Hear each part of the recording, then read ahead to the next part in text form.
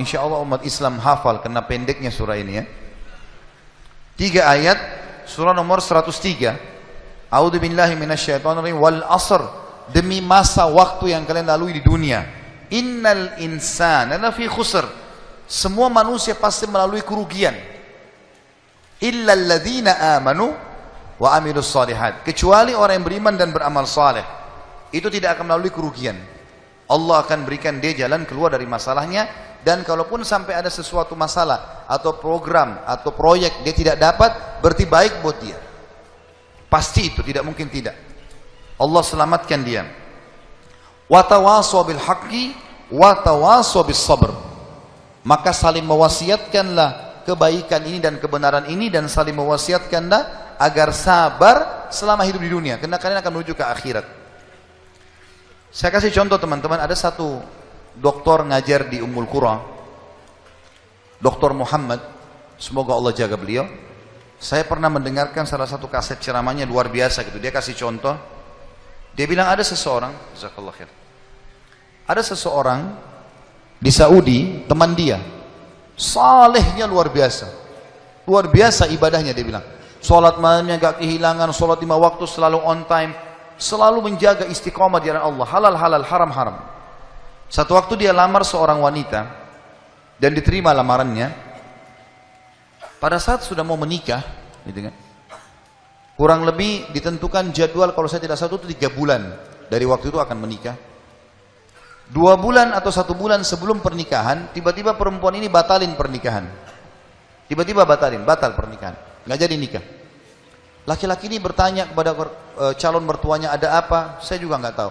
Ditanya perempuan ini oleh orang tuanya, kenapa nak? Malu keluarga? Enggak, pokoknya saya nggak mau nikah sama laki-laki ini. Bersikeras si perempuan tidak mau nikah. Kata Dr. Muhammad, dia bilang, saya setiap kali ketemu sama teman saya ini, teman saya selalu berdoa. Saya dengar doanya, ya Allah kembalikan wanita ini pada saya suka sama dia. Luar biasa merengeknya sama Allah, gitu kan. Dan saya saking kesian sama dia, sampai saya mengatakan, ya Allah kabulkan buat dia. Luar biasa dia mohonnya sama Allah. Tapi uniknya kata Dr. Muhammad, enggak dikabulkan, enggak dikasih sama Allah. Sampai tiba hari H pernikahan yang ditentukan tanggalnya, perempuan ini akhirnya memang dia tunggu waktu itu, ada laki-laki lain lamar, diterima sama dia. Diterima pada saat itu. Diterima lamaran laki-laki baru. Waktu sudah menikah sama laki-laki itu, si orang soleh ini, temannya Dr. Muhammad, berhenti berdoa. Sudah selesai, jadi istrinya orang, nggak boleh kita doa lagi kan. Maka Dr. Muhammad mengatakan, saya justru bertanya-tanya pada saat itu, di mana bentuk kasih sayangnya Allah kepada teman saya? Dia sudah soleh, janji Allah baik, mestinya dia dapat yang dia mau. Kenapa di sini luput? Nah ini yang saya bilang di poin ke-11, Allah selamatkan dari kerugian dan bahaya. Ternyata dia bilang, justru setelah perempuan itu nikah sama laki-laki yang jadi suaminya sekarang, saya baru tahu bentuk kasih sayangnya Allah pada teman saya.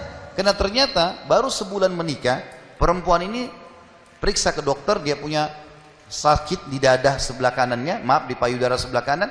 Dokter memvonis kena kanker payudara yang kronis, harus dipotong. Sebulan menikah, payudara kanannya dipotong. Bulan kedua, kanker itu sudah menyebar ke payudara kiri dan dipotong dua-duanya dalam 2 bulan pernikahan. Bulan ketiga, ini kejadian nyata. Bulan ketiga, ternyata perempuan ini punya masalah di urat saraf di bagian otak belakangnya, sehingga membuat kedua matanya buta. Dan bulan keempat, wanita ini meninggal dunia. Kata dia, Dr. Muhammad bilang, subhanallah, kalau teman saya yang jadi suami dia, maka dia tidak akan menikmati pernikahan. Tapi Allah selamatkan dia dengan caranya. Jadi kadang-kadang ada yang luput dari kita. Kita sudah mohon sama Allah, Allah belum kasih. Kalau Allah tidak kasih, teman-teman, yakin itu baik buat kita. Jangan sangka buruk sama Allah. Sebaliknya, kalau kita minta sesuatu yang besar kepada Allah, tidak ada yang mustahil. Yang penting kita merengek dan manja kepada Allah.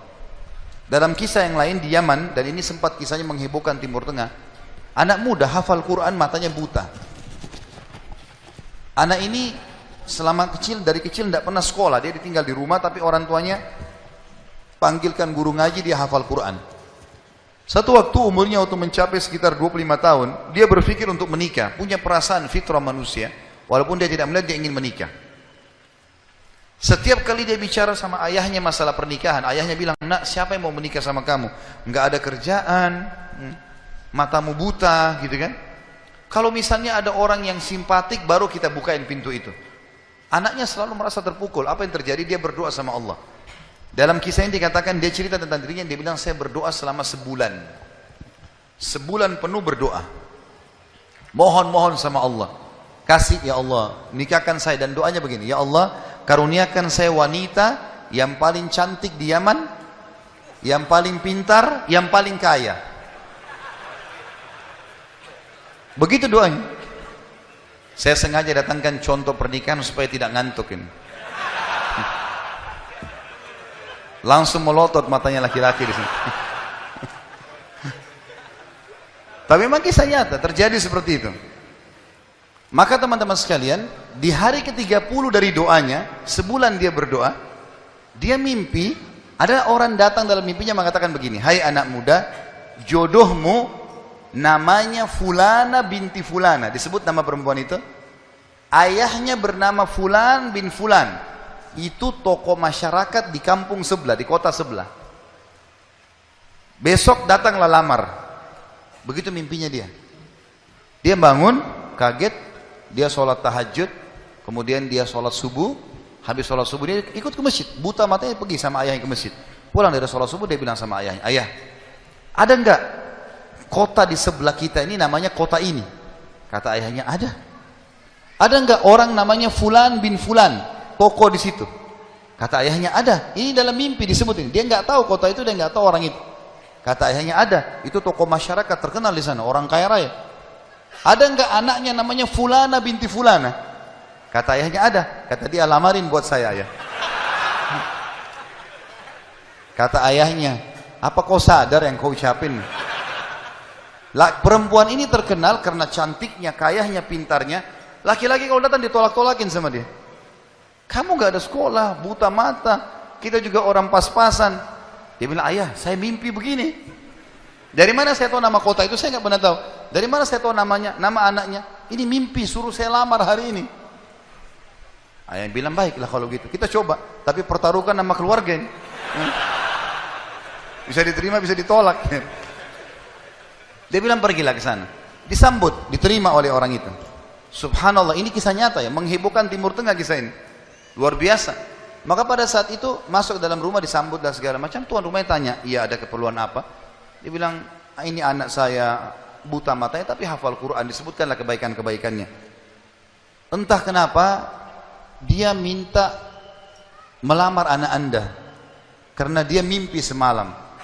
Anehnya si calon ayahnya si perempuan ini langsung bilang, saya terima lamarannya. Tiba-tiba kisah nyata begitu.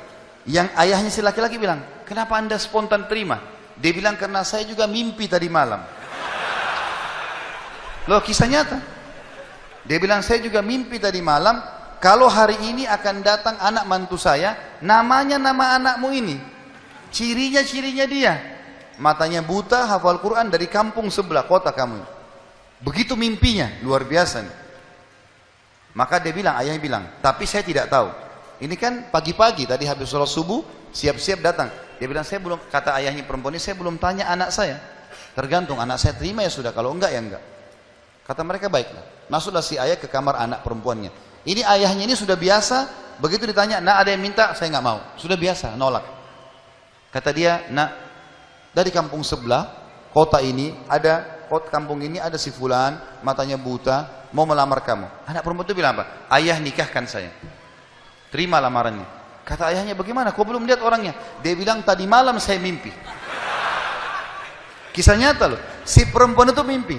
Mengatakan akan datang jodohmu besok, namanya Fulana bin Fulan, dari negeri kota sebelah, buta matanya, hafal Quran, terima lamarannya, karena itu suami terbaik. Menikah gara-gara itu.